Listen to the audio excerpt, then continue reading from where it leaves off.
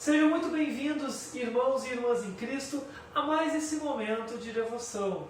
Hoje, nós queremos olhar e meditar em mais um salmo da Bíblia. O salmo hoje escolhido é o salmo de número 138, com enfoque nos versículos 1 a 3 e depois do 7 ao 8. Que Deus, Pai, Filho e Espírito Santo, então, esteja com todos nós nesse momento de reflexão. Amém.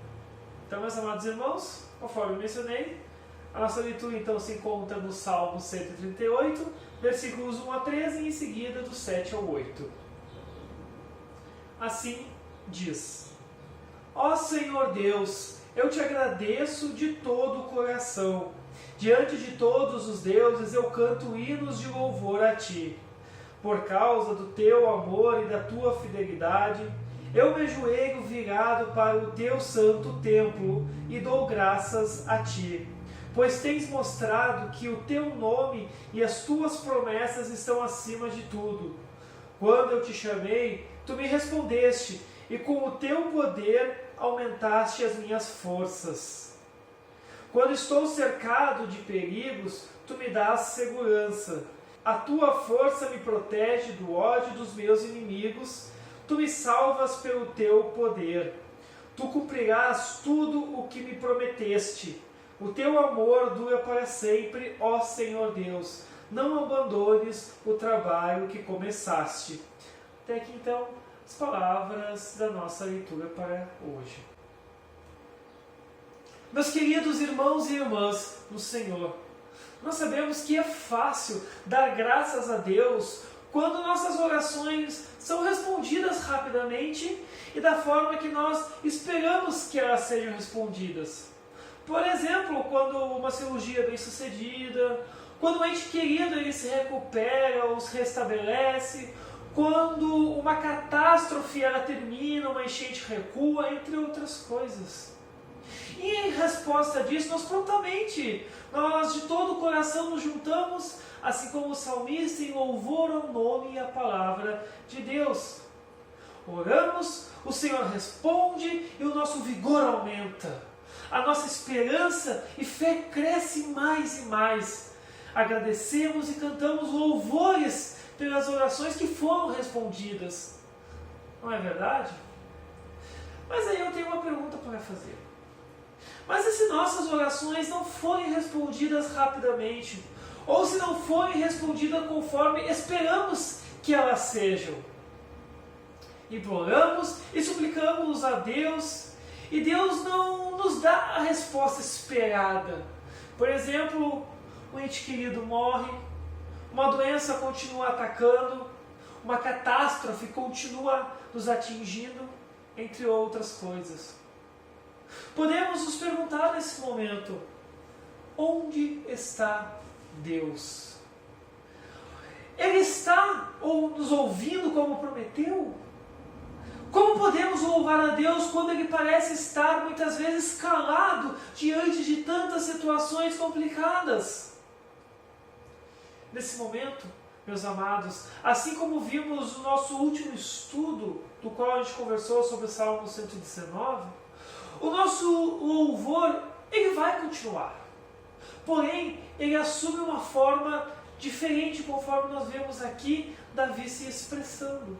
O que eu quero dizer com isso é que o nosso louvor agora não soa mais como canções e regozijos, mas nosso louvor agora é formado por uma submissão obediente à vontade e ao propósito de nosso Deus.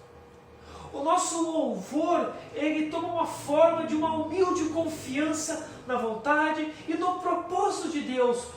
E para entendermos melhor o que eu quero dizer, podemos olhar para a paixão de Jesus Cristo. Na noite em que nosso Senhor Jesus foi traído, ele passou um tempo em oração ao Pai. Jesus orou para que ele não tivesse que beber o cálice do sofrimento que o estava esperando, ou algo mais que a gente conhece.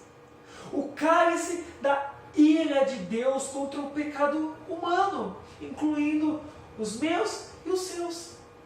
No entanto, Jesus também orava para que a vontade de seu Pai fosse cumprida, mesmo que a dele não fosse. Jesus diz: Pai, se queres, afasta de mim este cálice de sofrimento, porém que não seja feito o que eu quero, mas o que tu queres.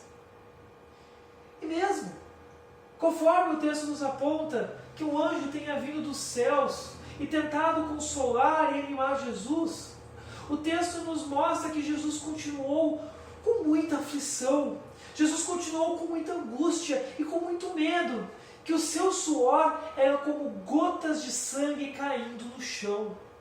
E sim, meus amados irmãos, isso que a Bíblia menciona não é em sentido figurado, é de fato real, é verdade. Jesus suou sangue.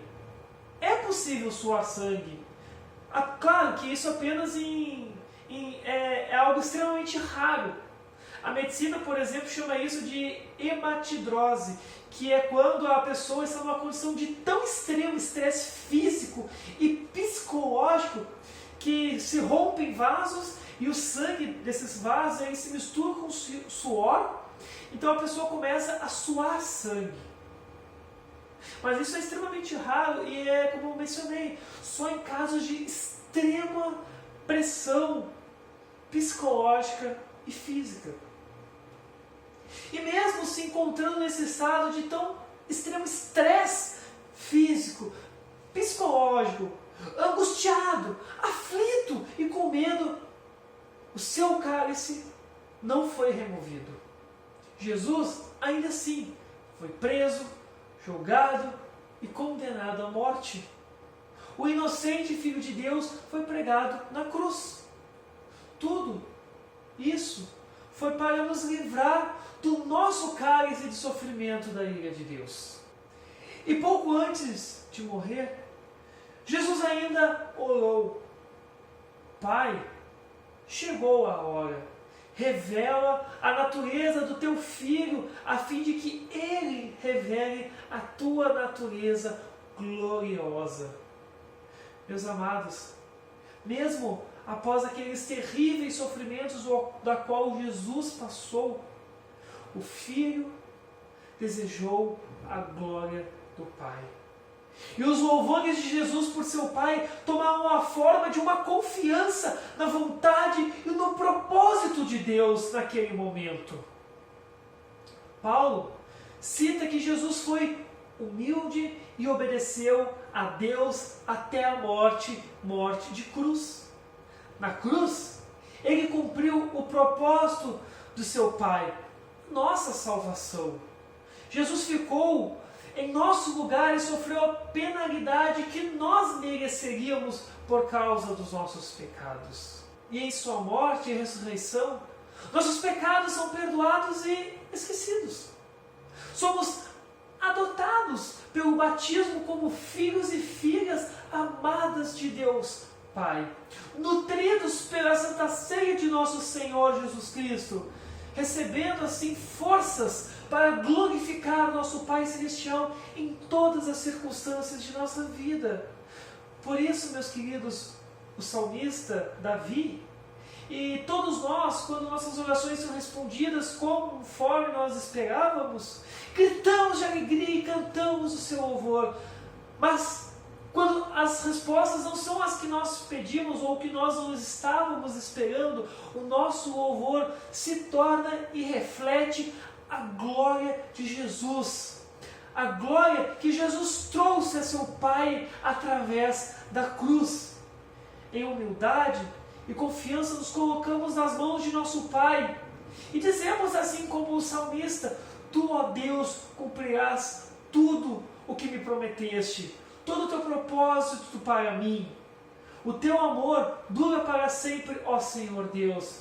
Não abandones o trabalho que começaste. Assim, então, meus amados, quando as nossas orações talvez demorarem um pouco a serem respondidas, ou talvez elas vierem com uma resposta da qual não estávamos esperando, continuemos firmes na fé, Continuemos confiando em Deus, pois Ele tem um propósito para as respostas que Ele nos dá em nossas orações. Confiemos e tenhamos a humildade e a confiança no propósito de Deus para as nossas vidas.